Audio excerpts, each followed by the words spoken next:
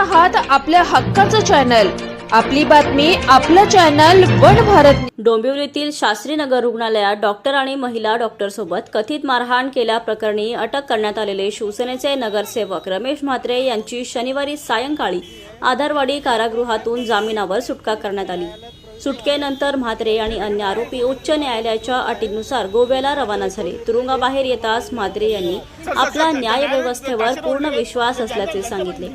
या प्रकरणात कनिष्ठ न्यायालयाने जामीन मंजूर केल्यानंतर डॉक्टरांच्या विविध संघटनांनी त्याला विरोध केला होता। त्यानंतर मुंबई उच्च न्यायालयाने जामिनावर स्थगिती दिली होती। सुनावणी दरम्यान म्हात्रे यांनी तुरुंगातून बाहेर येण्याची परवानगी देण्याची विनंती न्यायालयाकडे केली होती।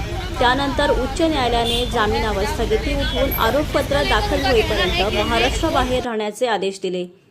न्यायालयाने म्हात्रे आणि अन्य आरोपींना ते ज्या ठिकाणी राहतील त्या परिसरातील जवळच्या पोलीस ठाण्यात आठवड्यातून 3 दिवस हजेरी लावण्याचे तसेच कोणत्याही पीडित व्यक्तीशी संपर्क न साधण्याचे निर्देश दिले आहेत। सर्व आरोपींचे पासपोर्टही न्यायालयात जमा करण्याचे आदेश देण्यात आले आहेत। गुरुवारी न्यायालयाचा आदेश जारी झाला होता, मात्र आदेशाची प्रत शुक्रवारी सायंकाळी उशिरा मिळाल्याने कायदेशीर प्रक्रिया पूर्ण करण्यास वेळ लागला। अखेर शनिवारी सायंकाळी 4:45च्या सुमारास म्हात्रे आणि अन्य आरोपींची आधारवाडी कारागृहातून सुटका झाली।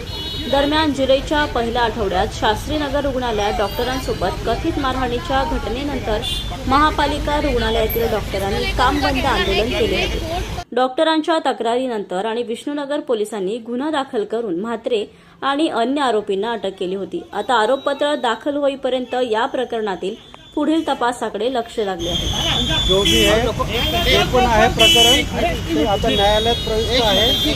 न्यायालयावरती माझा विश्वास आहे आणि न्यायालय जो निर्णय घेईल तो मला मान्य आहे। धन्यवाद। सर न्यायालय ताशेरे ओढलेले आहेत, ज्यांच्या पण जिंकून आले त्यांच्यावर हात उचलला जात आहे। सर ज्यांच्या पण जिंकून त्याच्या सर तो यहाँ पर रमेश म्हात्रे